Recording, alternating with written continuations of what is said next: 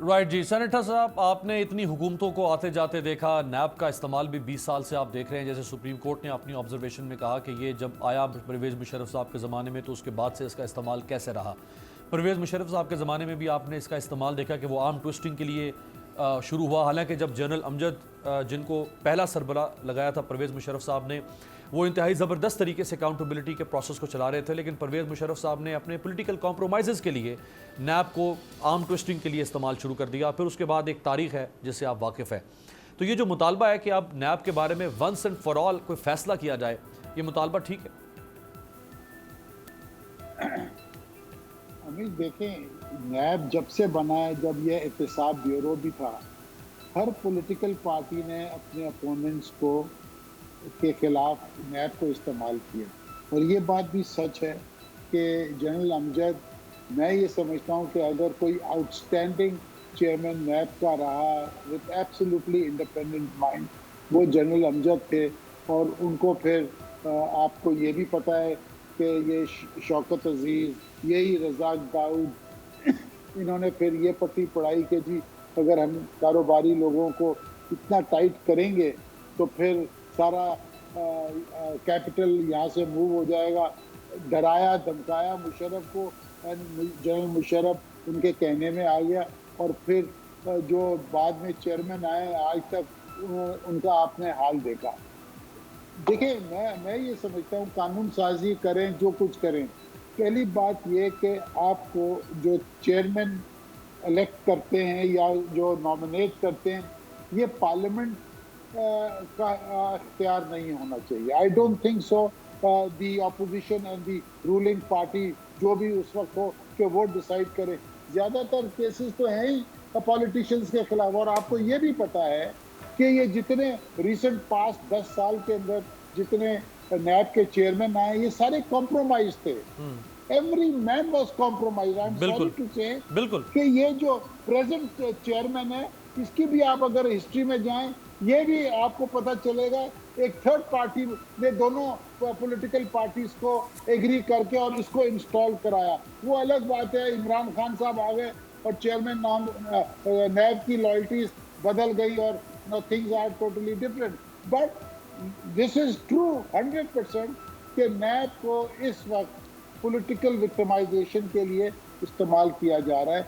आप इससे अंदाज़ा लगाएं ना, पिछले 2 साल से आप जितने हाई प्रोफाइल केसेस हैं, एक का कोई डिसीजन हुआ है, कोई लॉजिकल कंक्लूजन हुआ है? नहीं हुआ। ये क्यों नहीं हुआ? एक तो आप उनको पेमेंट्स जो करते हैं, आपके जो इन्वेस्टिगेशन ऑफिसर्स हैं, फिर जो प्रोसिक्यूटर्स हैं, उनको तो आप यानी I don't know what type of payments are made, but उनके अगेंस्ट बड़े बड़े लॉयर खड़े होते हैं। यानी अली जफर साहब को पता है, यानी वो ऐसा लॉयर खड़ा होगा कि वो प्रोसिक्यूटर बेचारा सुबह टैक्सी में आता है, वो आता है BMW के अंदर उनका वकील, तो वो कैसे खड़ा होगा? तो what I am trying to say is this, ये कानून बहुत ही कमजोर है। फिर जितने शरीफ हैं, जरदारी साहब हैं, शर्जील मेमन है, आगा सिराज दुरानी है, डॉक्टर आसिम है, फहद हुसैन फहद है, चीमा है, ये ख्वाजा ब्रदर्स है, शाहिद काका नबासी हैं, ये सबों को जेल में डाला और नेट रिजल्ट 0/0। और फिर आए माजरत के साथ जो करंट नैब चेयरमैन है, जो उनकी वीडियो रिलीज हुई थी, मैं तो ये समझा अपने दोस्तों को, जब मैंने कहा यार आज रात को लगता है the gentleman will commit suicide. अब आप देखें, आप उसी को कंटिन्यू करवा रहे हैं, क्यों करवा रहे हैं? क्या आप उसको भी आप टाइट कर रहे हैं, जो टाइट करने वाले हैं कि जी तुमने ये केस ऐसे करो, इसको पकड़ो, इसको धरो।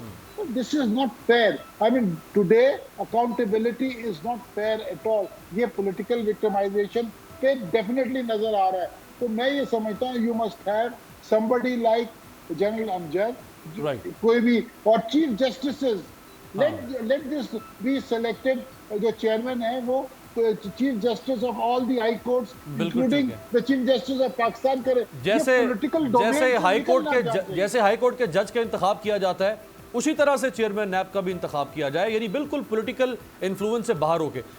और या मकबूल जान साहब, सर एक लम्हे के लिए अगर हम ये मान भी लें कि नैब ठीक काम नहीं कर रहा और नैब दो चीज़ें, एक तो ये कि हम नैब को बिल्कुल ख़त्म कर दें, बुलडोज कर दें और एक नया इदारा लेकर आएँ। वो इदारा भी इसी मुल्क में काम करेगा, इन्हीं इदारों के साथ काम करेगा, उनके ऊपर भी एक जावेद इकबाल साहब जैसा कोई आके चेयरमैन बैठेगा। तो प्रॉब्लम एक इदारे के अंदर तो नहीं है। आप FBI को लेकर आ जाएं, आप नेशनल क्राइम एजेंसी बरतानिया के लेकर आ जाएं, आप इंडिया की CBI लेकर आ जाएं, प्रॉब्लम तो चलाने वालों के साथ है ना, इदारे के साथ तो नहीं होगा। देखें, साद रफ़ीक साहब और सियासतदान जितने भी हैं बड़े खुशकिस्मत हैं कि सुप्रीम कोर्ट के जजों को काफ़ी अरसा मिला इतना लंबा चौड़ा फैसला लिखने के लिए, और उनके लिए उन्होंने बाकायदा एक पूरी किताब लिख के इस कौम के मुंह पे मारी कि ये देखो ये हो रहा है इस मुल्क के अंदर। आपको पता है पाकिस्तान में कन्विक्शन रेट क्या है क्राइम का? 11.2%। 3,88,909 केस रजिस्टर्ड हुए थे 2000 से लेकर 2008 के दरमियान, उनमें से 44,000 को सजा हुई है। तो सारी की सारी अदालतें तो बंद कर देनी चाहिए ना, कुछ नहीं हो रहा। पुलिस के थाने बंद कर देने चाहिए, IG का दफ्तर बंद कर देना चाहिए। और भाई को बात है करने वाली, पॉलिटिकल विक्टिमाइजेशन हो रही है। तुम्हारा कन्विक्शन, नैब का रेट, कन्विक्शन रेट पता है क्या? 70% है। जो भी कुछ है, मैं नैब की वकालत नहीं कर रहा हूँ इस वक्त खड़े हुए यहाँ पर, लेकिन मुझे कुछ शख्स ये बताए कि अगर मैं सुप्रीम कोर्ट की इस शानदार किस्म की तकरीर को मान लूँ तो इस तकरीर की बुनियाद के ऊपर पाकिस्तान क्या कोई अदारा परफॉर्मेंस की बुनियाद पर जिंदा नहीं रह सकता। बिल्कुल सही। इंक्लूडिंग पाकिस्तान की जुडिशरी, इंक्लूडिंग पाकिस्तान की जुडिशरी। क्या क्या क्या परफॉर्मेंस है एक सिविल जज की, एक सेशन जज की और एक हाई कोर्ट के जज? क्या पेंडेंसी है किस लेवल की? और कितने लोगों को कन्विक्ट करते हैं और कितने लोगों पे माइंड अप्लाई? छोड़े जुडिशरी को, छोड़ दें उनके रूबरू 11, मैं आपको फिगर दे रहा हूं, 11% केस। और क्या पॉलिटिकल विक्टिमाइजेशन नैब पे होती है? जिनके खिलाफ झूठे कत्ल के मुकदमात बनाए जाते हैं वो नैब बनाता है, जिनकी जमीनों पर कब्जा किया जाता है वो नैब करवाता है, जिनके बच्चों को दस्तकोप किया जाता है वो नैब करवाता है। बड़े खुशकिस्मत हैं बिलावल साहब, बड़े खुशकिस्मत है जरदारी साहब, बड़े खुशकिस्मत है नवाज शरीफ साहब, बड़े खुशकिस्मत है साद रफीक साहब के नैब के सुप्रीम कोर्ट के जजों ने बैठ के एक खूबसूरत किस्म की फ्लावरी लैंग्वेज के अंदर, जिसके अंदर उन्होंने वो मशहूर जो है उसका एक शेर भी लिखा और गुफ्तगू की। अगर यूटिलिटी और परफॉर्मेंस की बुनियाद तो पूरा मुल्क को रिव्यू करो भाई। मसला सारा ये है कि क्या नैब जो है वो एक आज़ाद अदारा है? नहीं है। और बात सही कह रहे हैं जावेद इकबाल साहब की जगह आप दुनिया पूरी में क्या अपोजिशन और जो है अपना गवर्नमेंट ये मिलके किसी दुनिया में किसी इन्वेस्टिगेशन एजेंसी का सरबराह मुकर्रर करते हैं? दुनिया की तारीख में मिसाल नहीं है ऐसी चीज। पाकिस्तान वाहिद मुल्क है कि जहां मुजरम जो हैं वो एक कहते हैं कि ये हमारा इन्वेस्टिगेटर होना चाहिए। ये है हमारी हालत। और इसके बुनियाद पर जो रिजल्ट निकलेगा ये निकलेगा। कभी किसी ने कहा कॉन्स्टिट्यूशन बदलो, सुप्रीम कोर्ट को चाहिए सबसे पहले ये कहेंगे कॉन्स्टिट्यूशन बदलो। बिल्कुल सही, बिल्कुल सही। बैरिस्टर साहब, आर्या साहब ने जो बात की, मैं इसी को अगर एक्सटेंड करके अपने सवाल में लेके आऊं कि आपकी पार्लियामेंट कौन सी अवाम के लिए लेजिस्लेशन कर रही है? फिर आपकी पार्लियामेंट को भी ख़त्म कर देना चाहिए।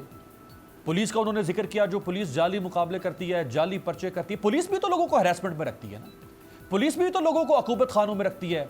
पुलिस ने भी तो अपने टॉर्चर सेल बना के रखे हैं। फिर तो आप हर इदारे को खत्म कर दें। भाई खत्म कर देना तो हल नहीं है ना, जहां बुराई है उसकी इस्लाहात ला के उस बुराई को खत्म करना हल है। जी बिल्कुल, यही मेरा पॉइंट है कि आपको इंस्टीट्यूशनल बिल्डिंग करनी है, आपको ख़त्म नहीं करना। सिर्फ एक चीज़ नहीं अगर परफॉर्म कर रही, वो कामयाब नहीं हो रही, तो ये मतलब नहीं है कि उसको आप ख़त्म कर दें, मार दें, क्योंकि दोबारा आप शुरू करेंगे वो हाल वही होगा। इसका तरीक़ेकार यही है कि आप इंस्टीट्यूशनल बिल्डिंग करें और आप उसमें जो तरामीम लाना चाहते हैं, चाहे वो प्रोसीजर की हो, चाहे कानून की हो, चाहे तादाद ज़्यादा करनी हो अकाउंटेबिलिटी कोर्ट्स की, चाहे प्रोसिक्यूशन टीम को ज़्यादा बेहतर करना हो, चाहे अरेस्ट की ताकत जो चेयरमैन को दी है उसको ख़त्म करना हो, चाहे आपने बिजनेस कम्युनिटी को कोई सहूलत देनी हो, उनको निकालना हो, चाहे ब्यूरोक्रेसी के लिए जो डिसीजन मेकिंग है उसमें कानून को बड़ा वाज़ेह तौर पे क्लैरिटी के साथ पेश करना हो, ये सारे मसाइल हैं जो पार्लियामेंट के मसाइल हैं। और पार्लियामेंट को चाहिए कि बैठ के ये कानून साजी करे, उसके बाद नैब के रूल्स बने, उन रूल्स के ऊपर फिर पाबंदी हो, वो रूल ऐसे हों कि बिल्कुल वो इंडिपेंडेंट और ट्रांसपेरेंट तरीके से चलाए जाए, और यही हर इंस्टीट्यूशन के लिए ज़रूरी है। कोई भी इंस्टीट्यूशन मेरी नज़र में ऐसी नहीं है जिसके ऊपर आप क्रिटिसिज्म नहीं होनी चाहिए। हर एक पे क्रिटिसिज्म होने की जायज़ होना चाहिए कि आप क्रिटिसाइज करें, ताकि वो इंस्टीट्यूशन अपने आप को बेहतर कर सके, इम्प्रूव कर सके। तो मैं तो इसको एक गोल्डन अपॉर्चुनिटी समझता हूँ इस जजमेंट को। मैं तो समझता हूँ कि बहुत एक अल्लाह ताला की तरफ से और सुप्रीम कोर्ट की जजमेंट के थ्रू एक मौका मिला है कि हम इसको अब दुरुस्त कर सकें, क्योंकि बहुत से सालों से डिबेट होती रही है, लेकिन बदकिस्मती से ये इसको हमने वाज़े तौर पे तब्दीलियाँ नहीं लाए।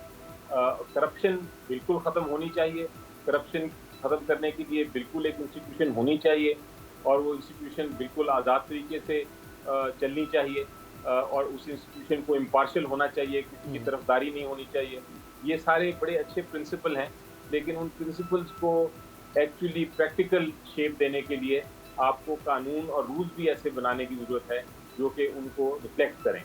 वरना ये होता है कि कानून में एक तरह से एक वेगनेस होती है, वो क्लैरिटी नहीं होती, क्लियर नहीं होते, और उसकी वजह से फिर जो इंस्टीट्यूशन है वो अपनी कारकर्दगी ठीक नहीं करती। वो लगता ये है कि एक तरफा कर रही है। और अब तो सुप्रीम कोर्ट ने भी बहुत सारी चीज़ें पॉइंट आउट कर दी हैं।